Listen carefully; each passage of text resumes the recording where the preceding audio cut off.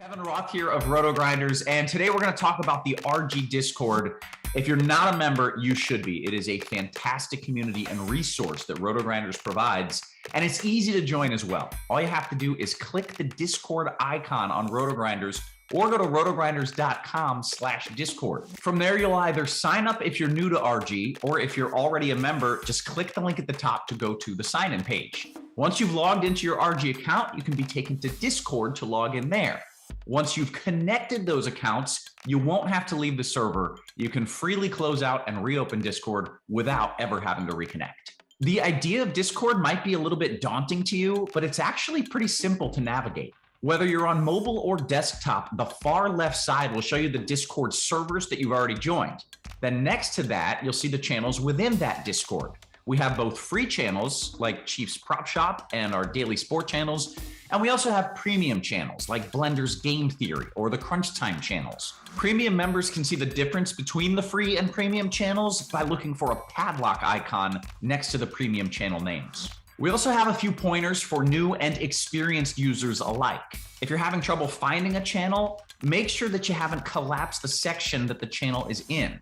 Collapsing a channel will only allow it to appear when there are unread messages in that channel. Also, we find that using the actual Discord program works better than opening it in a browser like Safari or Chrome. Lastly, if you're having trouble with one of our tools, your RotoGrinders account, or any other technical needs, you can hop in our feedback and help section of channels to get help from one of our wonderful support and moderation team members. If you have any more questions, feel free to reach out on Twitter @RotoGrinders or email support@rotogrinders.com. See you in Discord.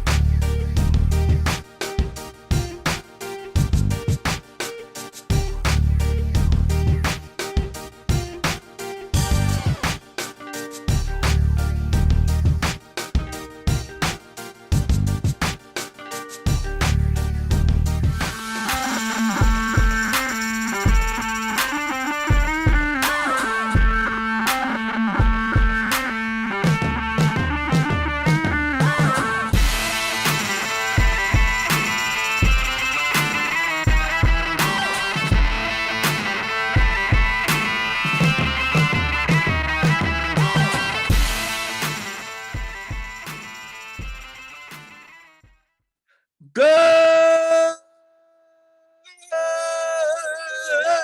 morning, Grinders. Welcome to the DFS pregame show here on RotoGrinders. I'm Jordan Cooper, aka Blender HD. If you're gonna follow me on Twitter, and it's Thursday, March 24th. Yes, there's still basketball going on, and we'll be looking at yesterday's slate. Maybe take a little bit of look-see at today's slate.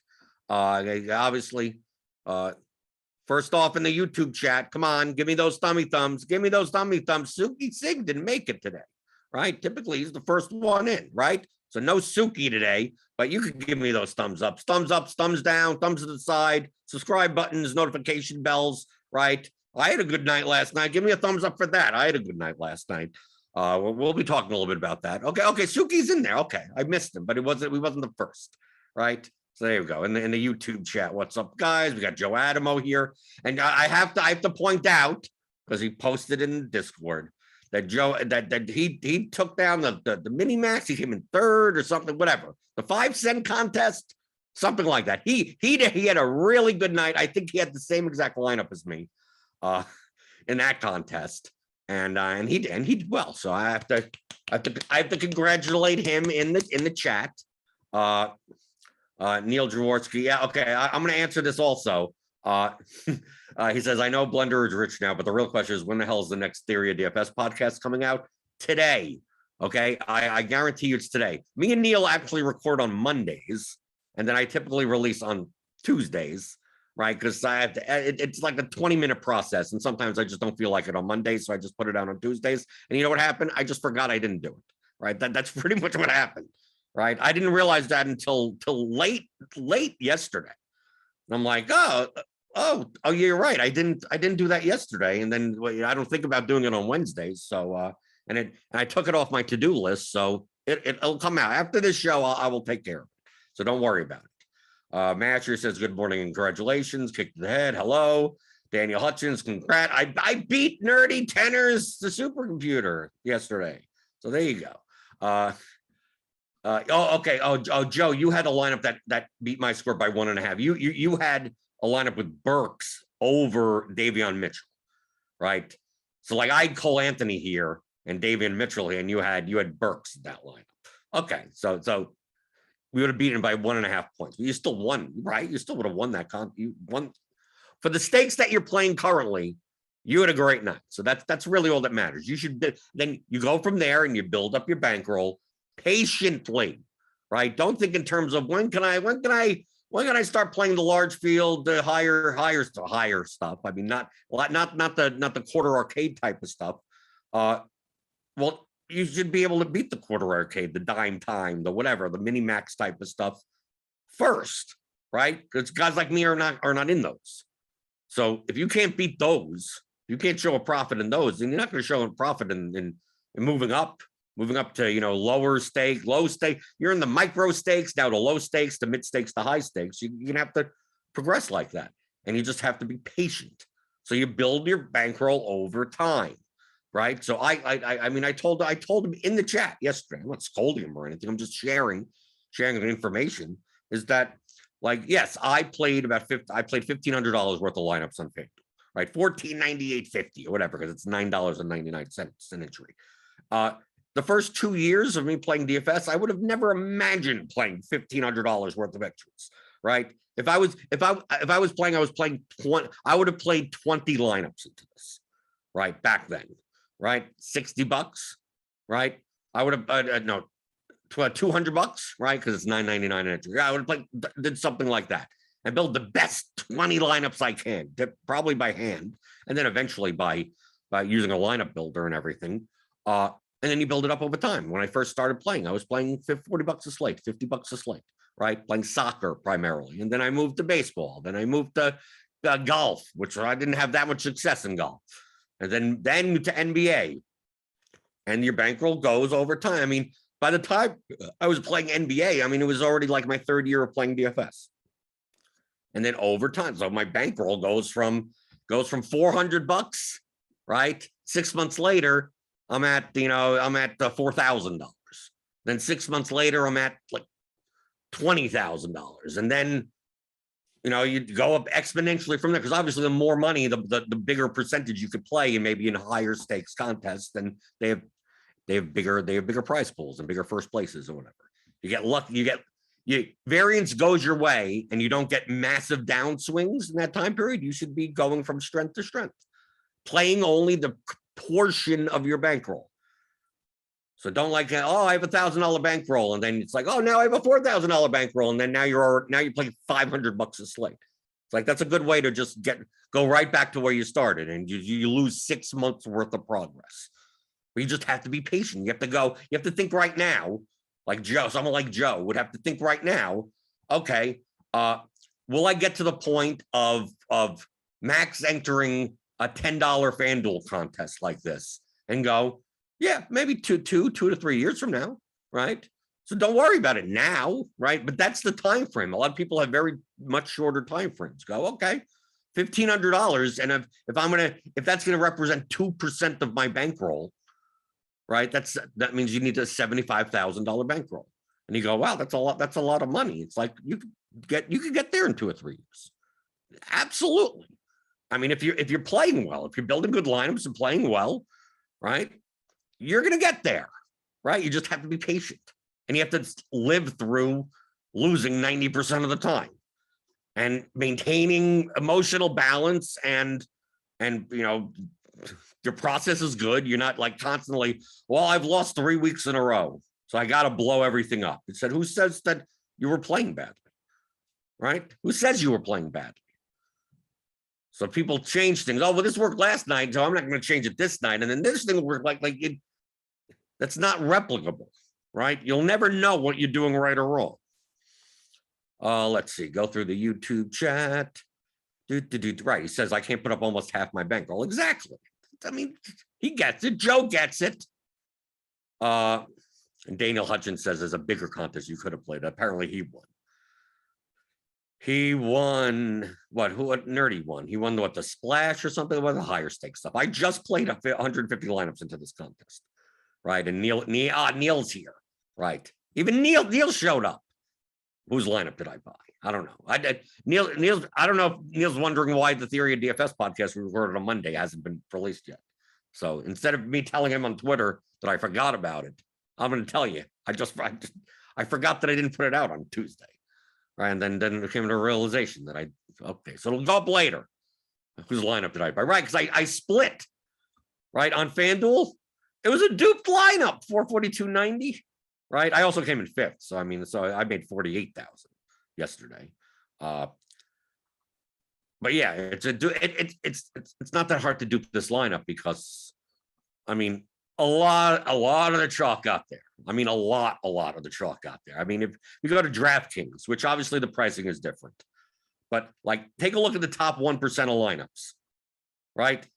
Look at all the chalk. Look at literally all the chalk, right? Other than like needing like even Kyrie and Durant. I mean, there weren't like 1% owned, but you probably needed one or two of them, right? You could have. And Buddy Hield was the low owned one. He was in 21%, but he was 7,700 on DraftKings. He was only 5,900 on FanDuel. So that's a little bit different. Isaiah Roby, right? 5,000 on both sites, and 5,000 on FanDuel is a little bit cheaper than 5,000 on DraftKings. 16.9. Ayton. I mean, you didn't need Ayton because if you had Embiid, you were fine. Of course, you spent more money, but you got there anyway. But look, Obi Toppin. I mean, yeah, when you score 47 points for 3,400, you're going to be in like all the lineups. He was 60% owned. Dinwiddie, 51% owned. Mitchell, 42% owned. Barrett, 41% owned. Embiid, 32. Tyus Jones, 31. And Damian Jones, 31. Damian Jones wasn't really owned on FanDuel. Neither was like Trey Mann. Yeah, some of these are like Brunson. Brunson was 6,700 on DraftKings, but much cheaper on FanDuel. But look, the chalk just basically smashed, right? So if you had good projections, right, you probably were able to build pretty good lines. I mean, if we take a look, even in the top, we get 150 max, 150 max, 150 max, 150 max, right? Wasn't that hard? What was the winning lineup on DraftKings? You got Maladon. Oh, Maladon at 1%. Yeah, you didn't need him. Yeah, this is a low on PJ Tucker, 0.3% owned. Oh, okay. So much more contrarian lineup one on DraftKings, but the pricing is tighter, right? So to jam in like all the dudes, right? Dude of life. Like this is more of the type. Yeah, Isaiah Roby at 3%. But it's like for the most part, you're playing a 42% Mitchell, a 60% Toppin, a 51% Dinwiddie, right? So the field, look, 257 ownership some. This is 168 ownership some. This is 220 ownership some. This is 211, right? Right, because he had 2.2% Malik Monk, right? But you didn't even need this much leverage. I mean, because so many of the top pieces got there. Going through the YouTube chat. Let's see. Let's see. Daniel just says, I think I got 15. Yo, the Nerdy Tenor got 15. Yeah, I saw you up there. I'm not gonna scroll by, right? Here's Neil, 9th place, right? What did Neil's lineup? Brunson, Mitchell, Halliburton, Burks, Durant, Hield, Robert Williams. So is this? It's a 2v2 of Roby. I have Roby and Dinwiddie. And no, it's a 3v3. So I have Roby, Dinwiddie, Anthony, and he has Williams, Burks, and Brunson. I mean, these are all the types of players that I was playing anyway. So I was just mixing and matching them. Right. So you take a look. I mean, take a look at my winning lineup. 40% owned, 29, 9, 22, 21, 21, 47, 14 for Roby, who I thought would be a little bit more owned than that. And 42% for Embiid.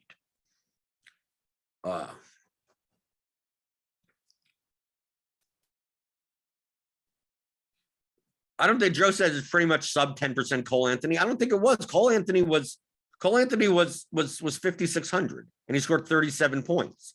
But like he's in the same range. Like Burks is 4,900 and scored 37. Brunson 5,300 and scored 36.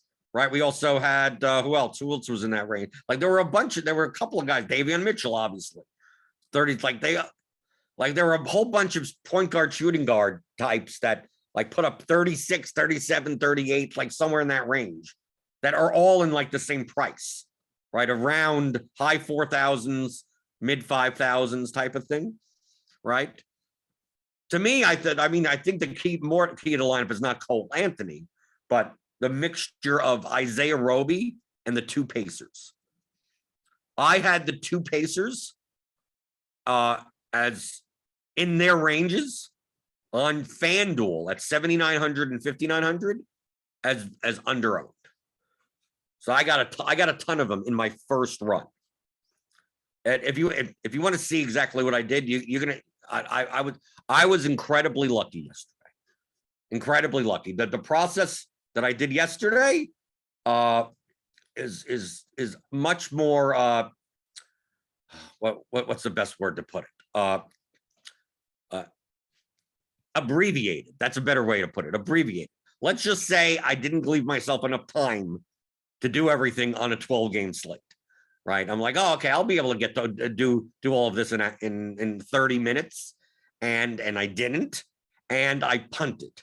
Okay, so I punted a lot of things. So if we take a look at this, is my late swap to show all my lineups. So yesterday on FanDuel, I had 81% Barrett, 66% Halliburton, 53% Healed, 60% Embiid, right? I still had Brunson, Burks, Dinwiddie, Anthony, 35% Obi Toppin, 35% Davion Mitchell, 34% Isaiah Roby, Kevin Durant, 26. And then we start going from here. I had 24% Trae Young. That didn't matter. But if you see here, I left this open, right, to show you these are all the 7 o'clock games that locked. Right, these are all the 7 o'clock, right? Because I can't switch them out. What happened is that I was building lineups because it's a 12-game slate. So I typically go play team by team through the player pool, right, to see if I need to build any groups, right? And also exclude, I had 74 players in my pool because I exclude the low projected people that aren't going to make any lineups, right? I don't want, or at least I don't want to make any lineups. Because look at the values yesterday. Brunson, Barrett, Burks, Mitchell, Cole Anthony, Dinwiddie, and like look at 8s, 9s. I mean, like you have to build with these players, right? Maybe not all of them, but like you're probably playing 4 or 5 of them in every lineup, right? Up here, Isaiah Roby, 7 points, plus minus. Like it's like impossible at these levels to not play. They're not play like 5 of these guys in a FanDuel lineup, at least maybe even 6. You're going to be sacrificing 10 points in projection in your total lineup construction by doing so. So it's like, is the ownership worth it? And on FanDuel, especially, I don't mind going with a slightly higher like ownership sum or product because number one, ownership on FanDuel is a bit harder to predict, but that's for good reasons because the large fields are softer. Right, there's a lot more bad lineups on FanDuel than there are in DraftKings in the percentage-wise of the entire tournament. So the ownership is going to be typically, on average, not per player, but on average, going to be more inefficient. The best projected players may not go owned enough. They'll go highly owned, but maybe not as much as you would think. Right, someone like Obi Toppin, right, on FanDuel was 3,500, and he came in at 47% owned. And you go, oh, well, that's like one of the chalkiest players on the slate. It's like, yeah, but he probably should have been 60% at that price, right? Isaiah Roby was 3,900 on FanDuel. He was 14% owned. He should have been like 38% owned. So like, I don't mind playing a lot of, if I'm playing, top and it's like 47% isn't prohibitive to me because it should be 60. Right? Davian Mitchell was 40% owned. He probably should have been 48% owned or something. The only reason some of this owned, like the Dinwiddie, right? Because there was just a lot of players that were of value in the point guard, shooting guard spot. So it's going to be spread out a little. And because of that, since I'm more likely, the chalk is more likely to be under-owned on FanDuel, which means I don't mind if my projected ownership sum is higher. Because I could play a lineup that has like 5. I mean, look at this lineup here. This lineup in actual ownership, the ownership sum was 250, which is weird because that was the range that I was going for. Anyway, okay. But like I would go through my normal process to go through, and I'm going to go through. I'm going to look, click. I'm going to go to New York, right? So these are the guys that I had, right? The top projected guys, right? I mean, like whatever. So I have Barrett, Burks, Toppin, Sims, and Quickly. And I go, well, Quickly comes out for Burks, right? Burks and Quickly typically, when Burks is out, Quickly's in. So typically I don't want to play them together, right? And then Toppin and Sims, compete for rebounds. I mean, I can play them both together, but most likely I don't have to play 2 guys on the same team for 3,500. So I group them out. So like, I would go through, right? So I have Quickly, Burks, 0-1. I mean, it didn't matter for that specific lineup or anything. I'm just showing you like the process. I mean, I've told this 100 times before, right? So I will be Toppin and Sims, separate them, right? So I'm going through every team. So I'm like, Damian Jones and Trey Lyles don't play together, right? On a 12-game slate, like I'm much more restrictive in the players that I'm playing together, right? Here's one: DiVincenzo, Holiday, and Barnes for Sacramento. Only 1, right? So I'm probably playing Davian Mitchell, but if I'm going to play like 2 Sacramento players, I wanted to be Mitchell plus one of these guys, but not a lineup that's like DiVincenzo, Barnes, because they're at their prices, they're not like projected great. They're decent enough, right? If we go to Sacramento, for instance, right? Here are the players that I had in my pool, right? I was going to probably barely get Barnes and Holiday, right? But I'm just like, well, raw points wise for their prices, they're fine. So if I get any, I don't think I got any of these guys anyway.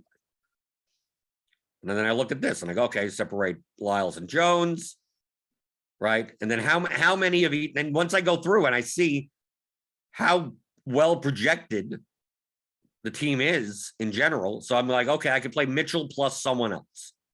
So the Kings, like, based on these projections on FanDuel at least, I can play 2 of these guys, right? 2, I mean, some teams you could play 3 of, right? If we go to New York, like 8, 9, 9, like I don't mind playing all 3 of these guys in the same lineup, right? So going team by team, I go through and I set that in the max players per team. So New York 3, Charlotte 1, Sacramento 2, Pacers 2, right? So I don't have to make groups of players and say only one of these 5 guys. It's like, well, based on their projection, I'm only playing one. And I'm probably not playing Herter and Bogdanovich together, right? On a 12-game slate. But I don't have to make that group because no one in Atlanta they're there. They're raw points. So I'm probably only going to be playing one of them on a slate that has seemingly infinite value on it. So I just have to put in one, so I don't have to bother making those types of groups. So that's what I would do. I would go through all of that. Now, for a lot of slates, it's a 7-game slate, an 8-game slate, and there isn't much news. Or we all know all the news, right? Yesterday was just like, this guy's out, this guy's, Luke is out, but now Fox is out. Now the Pacers, all the guys started going out for the Pacers. So like to change stuff was going to be hectic, and I knew it was going to be hectic. But I started at like 6:35 anyway. I still started 25 minutes before lock. I was considering not playing yesterday, right? I have to credit me playing, weirdly enough, to my wife. Weirdly enough, and it's not even something that it was her decision or anything. Wednesday nights, if you know me, I'm typically watching AEW Dynamite at 8 o'clock. right? Big wrestling fan. So it's typically me and my wife watching for 2 hours from 8 to 10. I don't like having to like get up and having to make late swaps at 8:30, right? 9 o'clock, then 10 o'clock. Okay. I can't see the end because at 9:50, I'm going to check. Do I need to make late swaps for 10 o'clock based on stuff? So it's like, it's interruptive. Obviously, you could pause. We have a DVR. You could pause it or something like that. But I'd rather not. I want to watch it live with my wife. Yesterday, my wife had some work training thing from 7 to 10. So she wasn't going to be able to watch it live anyway. So she was going to watch it when she got back on DVR, right? So I could have watched it live and then watched it again with my wife. And then I just decided, and then since I thought that, I'm like, well, if I need to, I could watch it live. And if I need to late swap or whatever, who cares? I'm just going to be watching it later anyway, right? With her because she wants to watch it, right? So I'm like, okay, so I'll play tonight. It doesn't matter that it's 12 game slates and it's late season NBA and who knows what the hell's going to happen, right? And that's what happened. So, then I barely ended up watching the program anyway. And yeah, so it's quite possible that if she didn't have that work thing from 7 to 10, I would have decided to say, hey, I'm not dealing with the 12 game late season NBA slate and just not play. Because that's what I would do a lot of, like I didn't play Tuesday or anything. Some of those shorter 4 game slates, I just don't even bother playing. So it's kind of weird how things work out. Going through the YouTube chat, I'll continue with the quote abbreviated process. Let's see. Masher says made $40 for winning the night piggy bank. Not quite 50K, but it was the big field. Yes, you have to start from somewhere. Don't go by the raw number. Go by what X, what multiplier. I 100X my money. Like, so if you started with $1, right? I put in $1 worth of entries and now I got it $100. Like that's like me putting in 1,500 and getting 15,000, right? 1,500 now getting 150,000, right? So you probably had a better ROI than I had yesterday. Let's see. Yeah, and Daniel Hutchins has it very, very, very good. So much value locked early that I didn't make any moves post lock. I did force in a small amount of done. I think I did not past 7:10 or so Eastern. I did not switch any of my lines. So I'm very similar to Daniel. And yes, I considered switching to get some Chris Dunn, but I didn't even think it was worth it.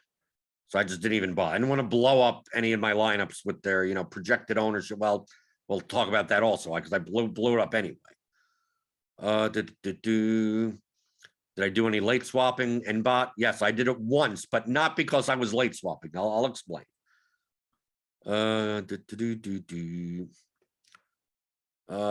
Kickstart asks, I'm sure you've been asked this and we'll continue to hear it, but are you going to raise your volume now that you passed your 75K a year goal? I don't care about its total bankroll size.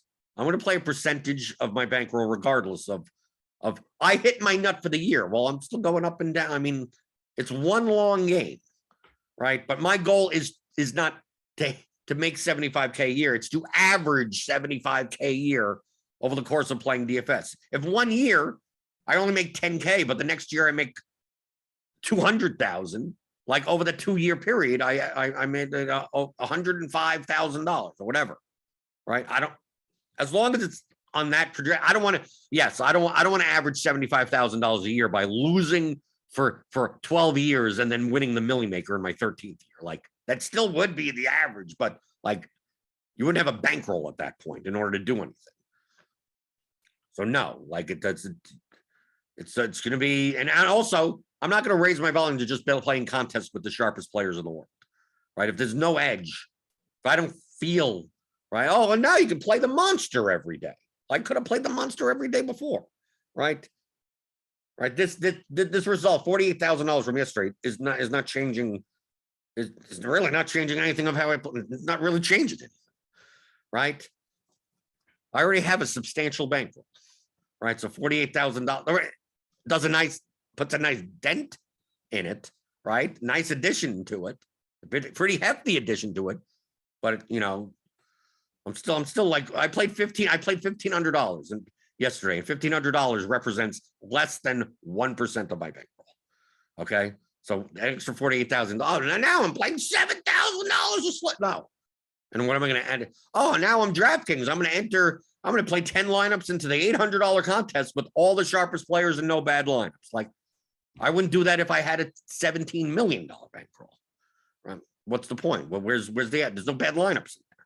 So what am I? I'm gonna stick my money in the places where I get the most return. Let's see.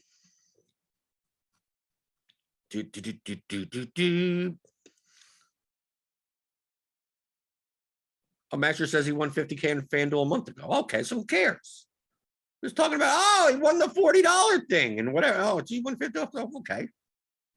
What are you complaining about?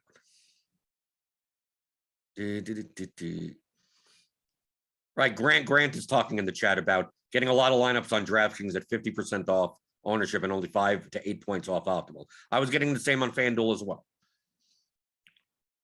That's kind of that's pretty much what I did until I blew everything. Okay, so my normal process is to go through every team like that, right? Any groups that I make, what's the max amount of players I can play from a certain team based on their projection, right? So like I could play 3 Dallas players, right? Because we had Brunson, Dinwiddie, and Powell, Kleber, if they happen to end up in the lineup. Orlando, I had 3 also, right? You could have played Anthony, Okeke, and Wagner or something because Wendell Carter was out. OKC, I had 2, right? Roby plus, Trey Mann or something, which I barely got, right? So I go through and see based on the projections. Pacers, I pretty much only had Halliburton and Hield, and they projected so well for their position.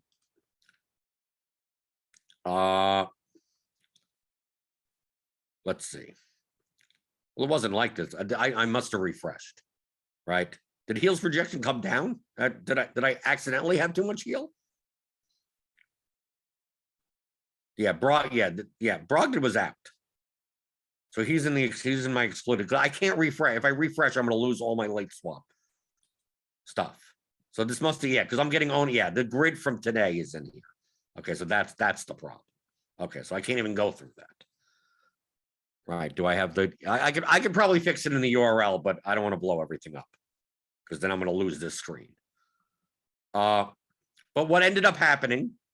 Right, I go through my entire process, and now what I'm going to do? Typically, I'm going to adjust ownership. Okay, I'm going to adjust my own ownership by looking at projections around the industry. Right, looking at ownership around the industry, and tweak it. Right, but it's a 12-game slate. I have like 70 players. I'm used to doing like 40 players. Right, I can do 40 players in 10 minutes, maybe. Imprecisely as maybe 8 minutes. I could do like 40 players in like 8 minutes if I go quickly. Okay, I now have 77 players, right? Instead of 40, 44, something like that on a 7-gamer, and especially on a slate with like this. Now there's tons of value. It's not like, oh, there's 2 chalk guys and a whole bunch of about the same. Like there was just so much stuff that now I'm sitting there after I went through team by team, and that takes me about 10 minutes, right? So now it's 6:45. So now do I adjust for, am I going to adjust for ownership? So I started to adjust for ownership. Then I saw that there's no way I'm getting this done by 7 o'clock. Like I saw immediately after adjusting like 2 teams, 3 teams, like this ain't, I'm not going to be able to create 150 lineups. It's going to run because to build 150 lineups with the groups and everything like that is probably going to take 2 to 3 minutes just to run. And remember, I'll typically run 300 lineups and take out lineups from there. I don't even have the time to do that because that takes a couple of minutes, right? So that could take me 5 to 8 minutes. And I'm sitting there, it's like 6:48. And I'm like, I'm not going to be able to be done with ownership. So I just reset everyone's ownership, right? To use RG ownership. So I'm just running with this. I looked at around the industry, to see if anyone's going to be over-owned or under-owned. So I'll do that by exposure. So I'll do my this would be like an old school methodology, right? Before I would adjust ownership, I would just go, well, these guys, like, I know that the players that RotoGrinders have higher projected than other sites, their ownership on our site will look higher than what it will really be. Okay, Roby was one of those examples. Halliburton was one of those examples. Halliburton around the industry, I think on FanDuel was projected for maybe 3 points less, because all these players start getting Brogdon, Duarte. Like, Pacers were like, if you looked at their roster coming into that game, it's like basically Hield and Halliburton were the only 2 scorers on the entire, like, and they're going to be running like maybe an 8-man, maybe possibly only an 8-man rotation. And Davion Mitchell is chalk, and I'm going to be playing a ton of him anyway. So why don't I play Halliburton? Now, Halliburton at 7,900 is okay, but Hield at 5,900, because of his price, I can play them together, right? So that's how I got Halliburton Hield lineups. If Hield was like 6,800, if he was 1,000 more, I would have grouped them out and I wouldn't have been able to get that lineup. But because of his price, it's like Hield could put up for his price 36 points, and Halliburton puts up 55, and I'm fine. And it just so happened they both put up, 55 and 50, right? And had them together alongside Davion Mitchell. But that's how I determine who do I have to group out, and the size of a slate, right? A smaller slate, raw points matter a lot more than getting some GPP value score. So on a 4-game slate, I don't mind playing Kyrie and Durant together. I don't mind playing LeBron and Westbrook together. There's only so many choices, right? On a 4-game slate. On a 12-game slate, the opportunity cost is high. There's tons of choices. So why bother playing 2 10K guys on the same team together and hope they both get 70 points, which will happen on occasion, but most likely one person does well and the other one doesn't, or doesn't do as well, that you don't need, getting 46 points for 11,000 is probably may not cut it for a large field GPP. So being that I couldn't adjust for ownership in my normal way of actually changing the numbers, I just did it with minimum exposures. So that's why I went to like Roby, and I'm like, give me 30%. I changed these because I did a late swap, but I started with like 30 of this, right? Can I get 35 of Obi? Can I get 35 of Davion Mitchell? Can I have, like, I'm looking, because I'm comparing it to the ownership that I see here. I'm like, do I want more? Do I want more? Okay, give me more of this. Give me more of that, right? So I ran all of that, and I ran it with like just 50 lineups, right? I don't have that much time, so I have to abbreviate my entire process. So the reason I ran 50 lineups with diversification, so not even one unique, just so I can get a gauge of what ownership level I should be at. Okay, so that's what I'll do. I'll just run a test run. Normally, I'd run 300 and do it. I don't have time for that, right? Because that 300 lineups, I'm going to wait 3 to 4 minutes just for it to make the lineups, and it's like 10 minutes to lock. So it's like I just need a number. So I run 50 lineups, and then I scroll through the lineups, and I go too high owned, right? Like that. And then I get to a point where it's like, okay, this lineup's good, that lineup's good, and I see what the ownership sum is. And I go, the ownership sum is around 250, right? There's one 252, 241. So I just said, I just go into build rules, and I go, just give me max cap at 250, right? A lot of times I'll also put in a minimum, right? So I don't get like really crap lineup 60, right? Most likely you don't have to do that, but you can if you want, right? And I don't have time to run multiple builds. So normally I would not use randomness, right?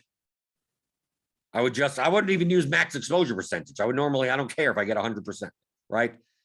Like, so when I originally ran this, I'm running this at 59.5, like this, and I would normally run 300, right? I would run 300 like this, and then go through and weed out the 150 the 150 that I don't want, right? And XXXXXX, and there I get my lineups, right? I don't have time for that, right? Now I'm after that 50, it's 653, right? So it's like, what the hell am I going to do? So it's like, well, okay, well, I guess I'm making 150 lineups, right, with this ownership, and to simulate, since I'm going to have to, since I can't weed out entries, I turn on true range randomness. So it's like I need a way to have some more diversification, because I'm not going to be going through lineups, right? So I do this, and then I go, do I want 100%? Even the highest projected guys, do I want 100% of? Like, I don't know, but I don't want to risk having to run another build again. So there's 90, right? I mean, there's no technical reason why I did 90, but it could have been 80, it could have been whatever. Just like I was scared that one of the value plays I would have in 100% of my lineups, and another one of the value plays I'd have 10%, right? So at least it's like 90 and 20 or something. I don't know. And that's what I did. And then I ran 150, knowing that it's going to take 2 or 3 minutes to run 150 lineups. And now it's 6:54. So now I'm waiting. Now it's I get 150 lineups at 6:56, right? And then I look and I see that I have like 90% Joel Embiid, right? I go 90, like, really? Do I want to play a very expensive play? I'm playing the same construction. If I play 90% Embiid, I'm playing so many lineups with a very similar construction and a very chalky construction, right? Do I want 90? Do I want most of my lineups? Like, I don't mind a lot of my lineups. I don't mind a majority of my lineups. But it's like, it seems like I'm getting very similar construction types. So I'm like, if I like, and Embiid is the key, that center position. So I'm like, well, I got 4 minutes. So I bump Embiid down to 60, just give me the maximum 60%. Right? Because I'm doing abbreviated. This is, I'm going by just instinct now, because I don't have time to do things a little more what would you go? I would have to think more about it, right? So it's like, maybe out of these 150 lineups, maybe 20 or 30 of these lineups are really bad, but at least I got lineups in and not a dummy train of my, just like a cash lineup for 150 lineups. So I cap him at 60 and I run it again. And now it's 6:57, right? And I still got to export this and cut it into my, paste it into my CSV and upload it on FanDuel. So I'm waiting. It 150 lineups, it comes in at like 6:58. But the clock changes to 6:59 as I'm exporting from lineup HQ.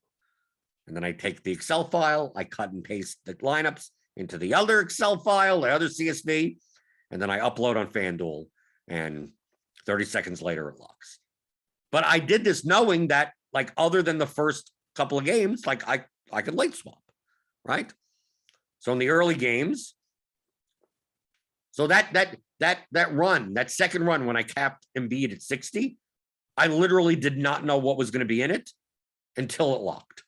So we had the Knicks game, the Kings Pacers game, and the Atlanta Detroit game that locked at 7. So when I built my lineups at that 150, when I uploaded my lineup set, I did not know how much of everyone I had.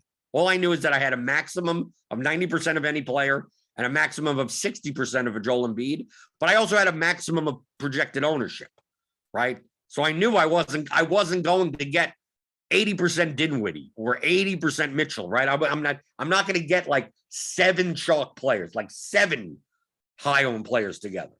I'm going to get some good distribution of them at a proper ownership leverage level. And then I could fix anything from there. And then I said to myself, and then I'll just, once it locked, now I could fix things if I wanted to. And then it locked, and I saw, oh, okay, well, I can't fix Barrett because I probably wouldn't have played 81% of Barrett, but them's the breaks. That's what happens. And I probably wouldn't have played 66% or 53% of Halliburton and Hield, even though our projections had him much better than around the industry. And with all those Pacers out, I was going to play a lot of them anyway, right? But maybe not 53 and 66. Maybe I would have said, maybe 40% Halliburton, 30% Hield or something, and move some other people up, right? But I didn't have a chance to, right? Because they locked, right? All these Mercs locked at 47%, Obi Toppin at 35. I probably would have played more of him, right? But they all locked, right? I probably wouldn't have played 24% of Trey Young. Probably would have been a little bit lower on that. But I mean, I just had to get Good lineup. Just give me lineups that are at least directionally good, properly leveraged enough. I don't even know if they're properly leveraged because I can't even change the ownership. So I'm just like, I'm running at the seat of my pants. I'm estimating it by using exposures. Give me more Roby. Give me more Halliburton. Give me more, right? But don't give me so much of Embiid that I have the same type of lineups all the time, right? And then bring it into your late swap tool. The problem with the late swap tool is that sometimes you have to blow up ownership, right? You're projected, it's not gonna fit. If I left when I left the settings the way they were, and I tried to rebuild lineups, like it wouldn't build all 150, right? Because it would get stuck. Because mathematically, it couldn't make lineups with these conditions. So that's why I decreased my salary to 59,000, right? Right. Before I had like 3 uniques, I went down to 2, right? I raised, the ownership level, and I eventually, I raised the ownership level. I like it could only build 39, and then I raised it again, and it could only build 78, and then I raised it again. It could only build 92, and it got to the point where I just said, "Fuck it," right? Just nothing, right? Just give me the best lineups possible at this point, right? With all the guys that are currently locked in, that's fine. Right. Give me randomness just for the sake of, so I'm not getting the same types of lineups. Right. Normally I wouldn't have this. I would have this on 0, but I wasn't able to do it like manually myself last night. So I just give me the best lineups with all those guys locked in. And then I did that a couple of times, and then I massaged the exposures just to make sure, I had more of the under-owned players and less of the lower-owned players. Normally that would be taken care of by your ownership sum more, but I didn't have that.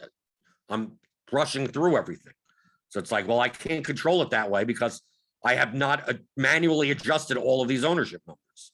So I just have to look and go, well, I know that Isaiah Roby is under-owned. Right, we have him at 27, but I would have put him at like 18. I would have manually put him at 18 or 20 maybe. He came in at 14. So I'm like, I want 30%, right? Yeah, but I also don't want, like, from a risk preference standpoint, I don't want 80% of them, right? So I just start putting in these numbers with like a 4 percentage point spread, right? And see what comes up. Because what ends up happening is that I put in some of these, I run it, and then some guy that is down here I end up with like 30% of them. It's like that only because of a positional and salary thing. So that's why I started cutting it off. So I just go through and I ran this maybe 4 or 5 times. Then I would get too much Dorian Finney-Smith, and then I would run it again. I would get too much of this guy. I would just, one guy would just like bubble up like that. It's like, okay, cut that off. Then another guy would bubble and then cut that off. And then just go through, and then you go, okay. Okay, I know I know I got good lineups. I know they should be properly leveraged, right? The RotoGrinders projections were on fire, right? They're great projections. I trust them, right? It is what I use. I use the RotoGrinders projections, right? So there you go. And then I exported the CSV at what? Said like 720, right? Because I did this right after lock because I knew I was going to fix everything. I knew it's like, okay, other than the first 3 games, I still got 9 games and I could fix everything after that. And then I uploaded that, and then I'd never swapped from that point forward because there was no reason to. No news came out other than Chris Dunn starting over Brandon Williams. And like, I didn't have any guard spots anyway. I mean, like that's it's like Chris Dunn. Yeah, he went from not making my pool to making my pool rather than I got to jam him into as many lineups as possible. It's like, yeah, he probably, if I had him before doing this, he would have ended up in like 4% of my lineups as it is, even with that projection, or 8% maybe. You're saying, probably even less because all the value was in the guard spots. So I didn't bother. So I said, okay, just let it run. And I didn't know. And I did going into, the first 2 hours, I wasn't even paying attention to the slate, right? Then I went back to watch wrestling. Then once I started checking my lineups, I'm like, oh, okay, some of these guys are doing really well, right? Rooting for Roby, right? All the Knicks guys got there. Obi Toppin broke the slate, stuff like that. And then I started sweating. Then I saw then eventually once the Lakers game starts, I see it's like, okay, I got some good line. I got to line up in 53rd place with Embiid. Because on FanDuel, you could see their projected score. Doesn't mean I agree with the FanDuel projection, but you start looking and you go, what are the top projected scores up top? And you go, oh, top projected scores are like 428 and 432. I look at my lineup and its projected scores like 448. It's like, this lineup could win. And I looked and it had Embiid. That was the lineup that was here. And it had Embiid. And I went through all the lineups from 1 to 52 to see if anyone had Embiid. I was the highest lineup with Embiid. So I'm like, I think I have a good chance to win. Until I realized that someone else had the same exact lineup also. So it's like, okay, I can win 40,000, not 50,000, but I don't mind. And then towards the end of the game, I'm like, come on, Embiid obviously gets there. And then some dude with Drew Eubanks ends up ending up in first place. And Embiid hasn't entered the game for the fourth quarter, but it's like, dude's going to play the 6 minutes. He needs to score 2.5 points. He comes in like the 8 minutes to go in the game. I'm like, how does Embiid not score 2.5 points? He went from the 8-minute mark to the 2-minute mark without scoring. Nothing, right? He got a -2 because he got 2 turnovers or 1 turnover, something like that. And then eventually he gets a rebound, right? And then he gets 2 free throws, right? Then he gets fouled. Then he gets an assist on that alley-oop dunk. So I watched the game. That is the only time I watch basketball. I put it on my phone, right? And I was watching at the end of the game. And once that alley-oop dunk, I don't know who got the dunk, but Embiid got the assist. That put me over the line. And then he got 2 more free throws just for padding purposes. It's like, there you go. So that's yesterday.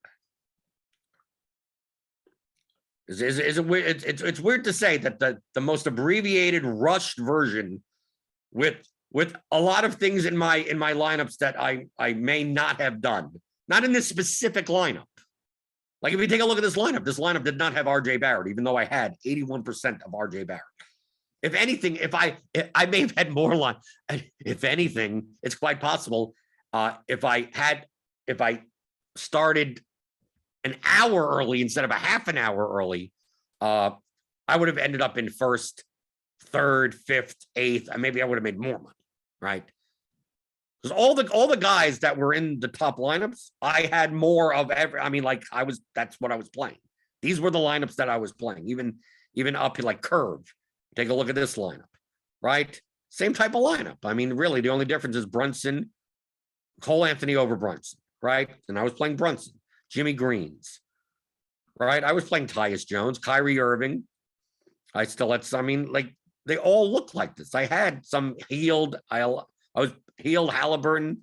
Here's Drew Sanch, right? Dejounte Murray. I had a bunch of those lineups also. So instead of Embiid, I would have Roby in the center spot, and I would Dejounte Murray in one of the guard spots. So even this looks like a lot of lineups. I didn't have any Ayton, right? That was the only when Ayton was going off. I'm like, maybe I should have played some Ayton. Didn't matter. So I'm looking down. Here's a lineup that wasn't first for a while, right? Miles Bridges, yeah. He was in my pool, but I don't even know if I had any. Right? No Ayton, but still, the core of everything else is exactly what I had. And what I was planning on anyway. So it's like, here's Neil's lineup, right? So I was building a lot of these styles of lineups with these player combinations regardless. Just I probably would not have had as much of Barrett, right? I still would have plenty of Mitchell, Dinwiddie, Anthony, Halliburton, Hield, Durant, Top, and like all of these, like all the guys that I had more of. So I don't think it's like, oh, I pressed some buttons and I got lucky. Right? Because you'll have to set like, well, what's the proper ownership level? What's this? Who do you group out? Who do you do? Like those types of things. A lot of people may have grouped out Halliburton and Hield. Hield at 5,900, I didn't. Right? On another slate, maybe I do, depending on the price. But there you go. So there's the explanation. Did you learn anything? Did anyone learn anything? We didn't go over the slate on DraftKings as much. Tonight's slate, we got what? 1, 2, 3, 5 games. Am I going to play tonight? I don't know. But I said that yesterday, right? I said, I don't know. I don't know if I'm going to play. Then I'd like another reason why I played on FanDuel is just I switch back and forth, and it depends on the contest structures. FanDuel's payout structure is now better than DraftKings. FanDuel used most of the season is awful, right? This contest normally would have 100,000 to first, 30,000 to second, 15,000 to third, 7,500 for fourth, 3,000 for fifth, 1,000 for sixth, seventh would be $800. Okay, that's what it would normally. That's what I've seen throughout the course of the season. But I hate though. That's like for 100,000 to first and 800 to seventh. That's a set of steak knives, right? The variance between seventh and first is no one can control that. That's just you're trying to get your lineups up there, and like, oh, I've had 5 seventh place finishes, and you lost money, right? Even though you beat out God knows how many people. You need firsts, right? Even seconds seems like it's $70,000 difference, right? But then I saw like on Monday, because on Monday I played on FanDuel also. So on Monday I'm like, okay, I'm only going to play on one site. Is it going to be DraftKings? Is it going to be FanDuel? I looked at FanDuel and I saw 50,000, 30,000, 20,000, 12, 8, right? 8, 5, 3, 2. You know, like, oh, like 15th place is $1,000. But it's not 100,000 at first. I don't mind. I'll take 40,000, right? That's fine. And now it's more worth it for me to play 150 lineups, to play more lineups, right? As opposed to me playing 50 lineups or 70 lineups or whatever the hell. So that's why I did. And that's why I saw on Wednesday. On Monday, I thought maybe it's a one-time thing. Then I saw on Wednesday, they're running, $9.99. And it's a flatter payout structure on top. It's a flatter payout structure than DraftKings contest. So I'm like, and I consider FanDuel fields to be softer. So I'm going to play on FanDuel. There you go. That was the main reason I didn't play that much large field GPPs on FanDuel. Their payout curves. I mean, DraftKings are top heavy also, but FanDuel's were stupid, like went too far. To 100,000 to first, 10,000 to second. Fifth place is $300. Like that's unsustainable. Can I play 20 lineups into that? Sure. Yeah. Okay. I could do that. I'm going to put $1,500 worth of lineups. It's almost, you need one of your lineups to come in like in the top 5 just to break even on the day. Like it's you'll be just bleeding your money like there's no tomorrow. And if you're good enough and you get a couple of 100,000, you're fine. But I don't like those swings. I don't like those things. So when it was flatter, I was like, okay, I'll play 150. That's why someone on Twitter asked, oh, I thought you don't play 150 liners. So if it's worth playing 150, I will. I play 150 usually in MMA, right? It's all depending on how much edge do you have, like what, it's all of these things, right? Why do I play 150 in MMA? Because I believe I have an edge in MMA. Enough of an edge to play 150 liners. I believe I have as much of an edge in all the other sports, but the payout structures are done to the point where to reduce my risk, I'd rather just play less. I'll rather play high risk lineups, just play less of them, right? I don't mind playing $600 worth of volume. And if it goes from 600 to 0 a whole bunch of times in the course of a month, I'm no big deal. I'm going to play lineups that could win first place. But when you're playing $1,500 a day or something, like you can't just build 1,500. I mean, you can mathematically over the course of infinity, you can build 1,500 high variance lineups and then hopefully win $100,000 a couple of times, right? And that's where you make your money. But if you go on a prolonged downswing, like down, a stretch of, not getting first place, even just getting fourth place or second place, maybe even. Next thing you know, you're $1,500 a day, blah, blah, blah. But 6 months from now, it's like, how did I lose $110,000? How did I bleed all of that away? Well, that's what happens, right?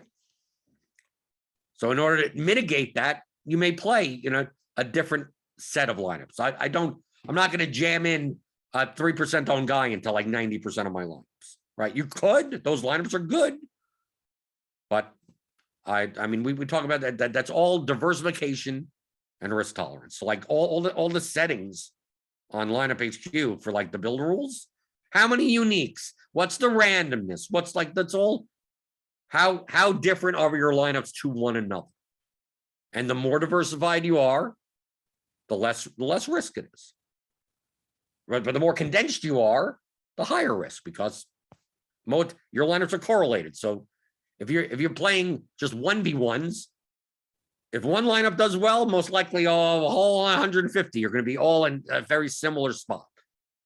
Right? If you do really well, you'll come in first, fourth, seventh, 10th, right? You'll be like in all of your lineups. And if you come in near the min cash zone, you'll be most of your lineups will be all along there. You won't have a curve of some in last, some in here, some in that's more of a diverse set. There's neither is better. Just how much risk you're willing to take on. Go through the YouTube chat one more time before getting out of here. Anything that I missed? Let's see. I have to go all the way back.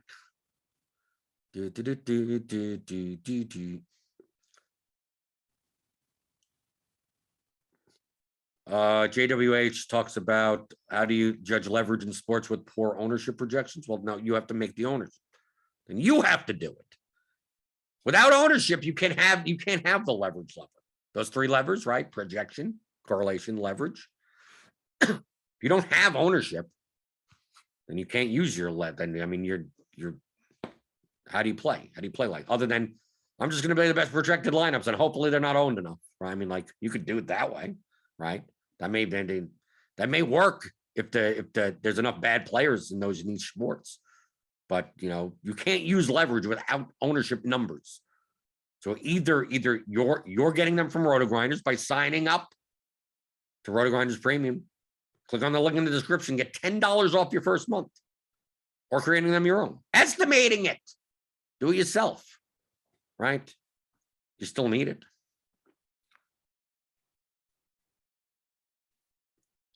Let's see. Since Neil is here, a great time to ask if what did you think of Brian Brick 75 statements on high stakes? I don't even need to do ownership piece anymore. Yeah, it's a difference between whether or not you're going to play balanced or you're going to play exploitative. That's the only difference.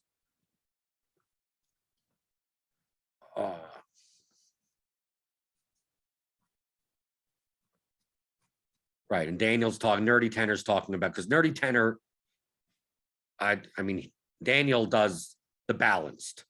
Don't care much about ownership. I just want to play the guys but they're efficient ownership, right? The frequency in which they should be played. And if anyone deviates from that, you profit, right? So that's a balanced strategy. That's a balanced approach. So Nerdy Tenor's on the complete other end of the spectrum from me. Like he's the furthest away. Nerdy Tenor is literally the furthest away from my process. There's probably people that are even further from me on my side, but at least on his side, he's always just like, I want to simulate everything. I want to play everyone at this guy's supposed to be 32% down. I know it's a lineup level, not a player level. He's going to play 32%, right? And if he's over-owned, that means you have less of them. And if he's under-owned, that means you have more of them. So you profit from the inefficiency of everything, right? But you profit this whatever the distance is. That is your profit. Now, if you knew that one guy is 32% owned, that should be 45% owned, it's more worth it to play it, right? Right? You're going to play them at 45%, right? Guys, going to be 32%, should be 45%. Someone like Nerdy Tenor on a player level will say, well, I'm just going to play 45% because I don't have to worry about what I think the field is going to do, right? That 32 number, I don't care about that number. It's just like his efficient ownership is 45%. I'm going to play 45%, right? I don't know if that's, and the field may play 40, may play 50, but any inefficiency of or above 45%, you make a profit off of. Now, even though you make a profit off of it, it would be, if you have a 32% owned player that you think should be 45% owned, he should probably appear in more lineups. So to exploit the field playing 32%, maybe you're playing 60%. right? He said, no, I'm going to explain the fact that this guy is underowned. I don't want to play him at the frequency that he should be owned. I want to play him more than that because I'm gaining relative value from so many other people. So I want to take advantage of it. I want to put them in more lineups. That would be an exploitative strategy. But in order to do the exploitative strategy, you need to know what the field's going to do, not just what's the efficient ownership of a player. Nerdy Tender's method is that it doesn't matter. He doesn't care what the field does.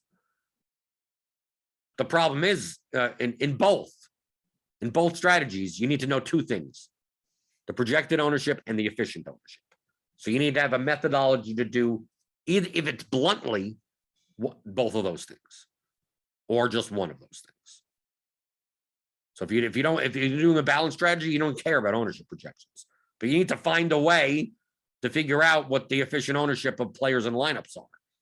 And let me tell you,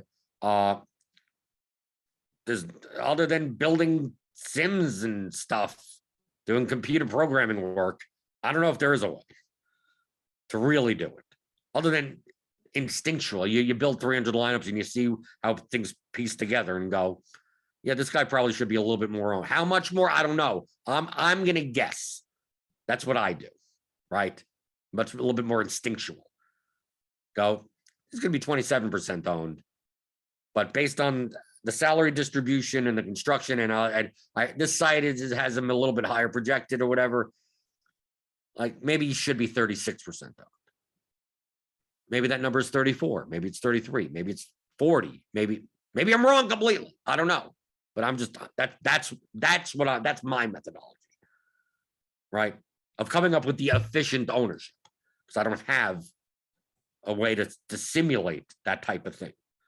I mean, I probably could learn. It would take me God knows how long, and I don't know how good it would be to begin with. So then I compare that to what I think the field's going to do, which means the more under-owned a player is, the more lineups he shows up in. And the more over-owned he is, the less lineups he shows up in. That's it.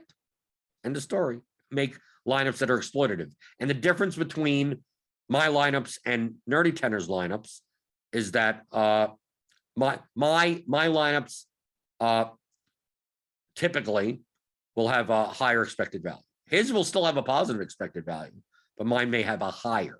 But I also am more likely to have 50. I could have a lot of lineups that are negative EV, right? If I'm off on the ownership projections, my lineups are then lose its proper leverage. A guy that I think is going to be overowned ends up being underowned. A guy that I think is vastly underowned ends up being efficiently owned. And I have like 60% of the guy, and it's like, oh, I didn't realize everyone was playing that. I was off. So now my lineups kind of lose that leverage lever. Like I just gave up projection I didn't get anything for it, right? So I'm liable on certain slates, on a lot of slates, to have lineups that end up at negative expected value. Well, Nerdy Tender is just like game theory optimal, and basically you take he's taking a couple of percentage points off the pool of everyone's lineup when everyone is inefficient. So I will make more money with my methodology, but Nerdy Tender will make money without having to care about like half the stuff that I care about. I think that's a better way of putting it. Let's see.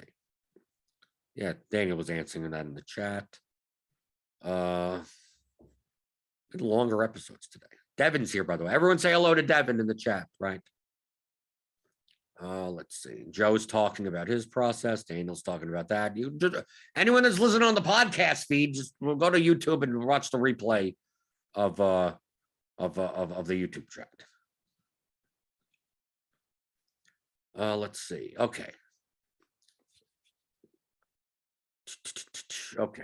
They're just talking amongst themselves. Okay. I didn't miss anything. I did not miss anything. But give me those thumbs ups on your way out the door. We reviewed yesterday's slate. We reviewed, to me, this is useful. Then going over today's slate, who knows who's going to play? Who's injured today? DeRozan, Morant, Jalen Smith. Like the Pacers were so shorthanded yesterday.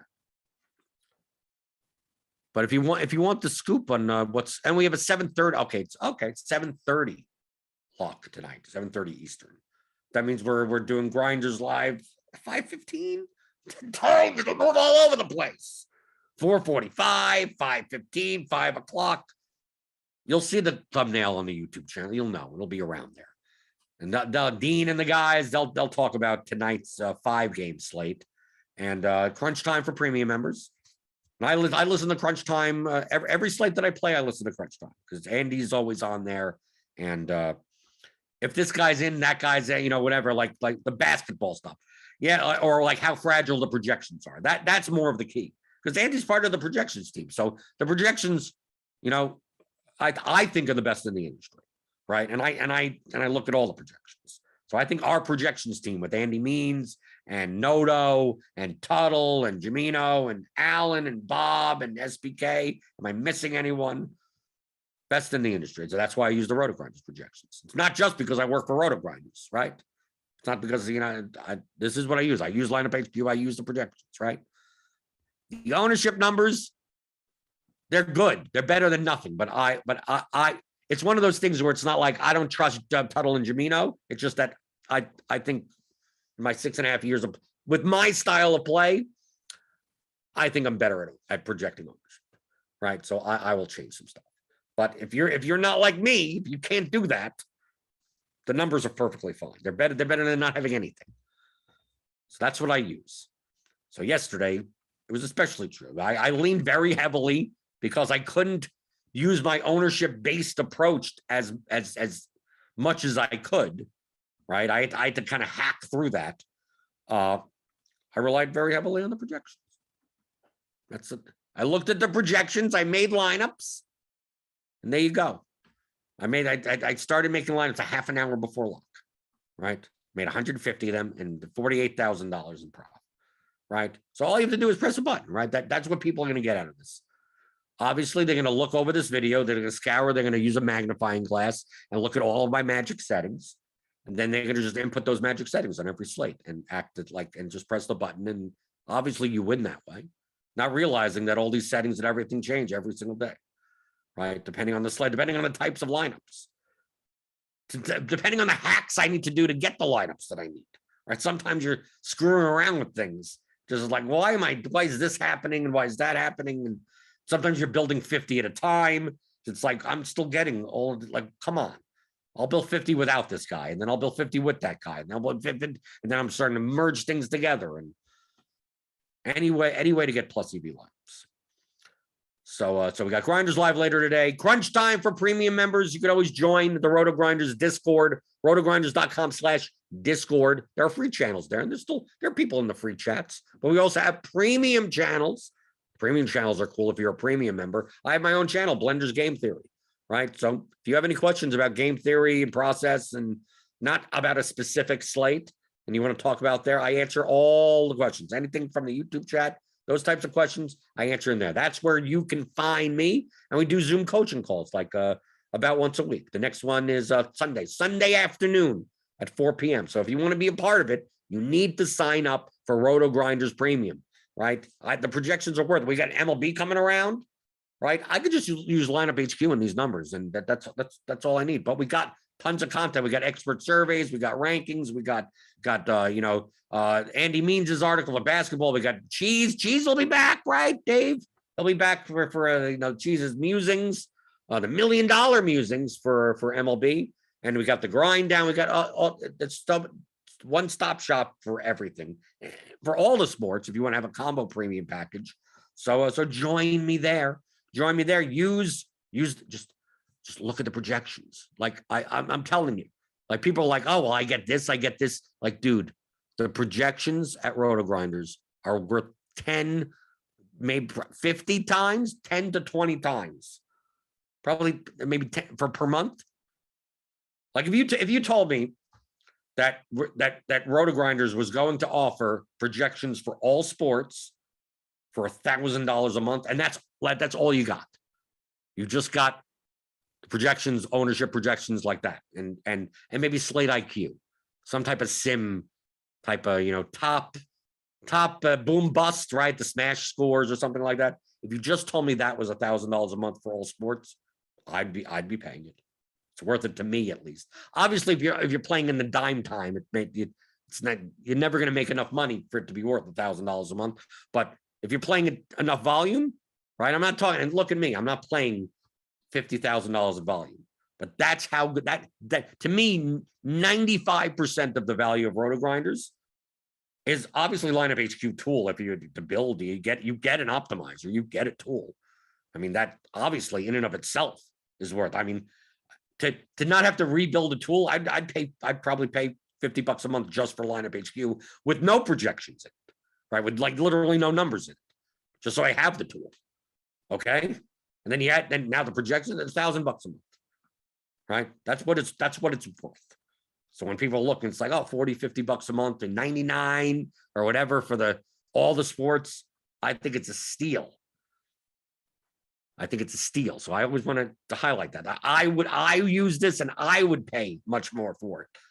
So you get on board, join my channel, join the Discord, click that thumbs up button, click the subscribe button, click the notification bell, click around. Yes, not programming note. I didn't say this in the beginning. Programming note. No show tomorrow. I got to go back to the dentist again. Right. This dentist is only open Thursdays and Fridays, and the office closes at 2. So like this, if you need a 2-hour dental appointment, essentially it means I can't do this show. So got to go back. Got to get another crown. Man, and they make them in the office, so that's why it takes so long. So no show tomorrow, but I will be back Monday. Right. We'll be back. We still got another week or so, week and a half, something, not much basketball left. So enjoy the chaos, and I'll see you later. Answering your DFS questions, as I always do, on the DFS pregame show on RotoGrinders.com.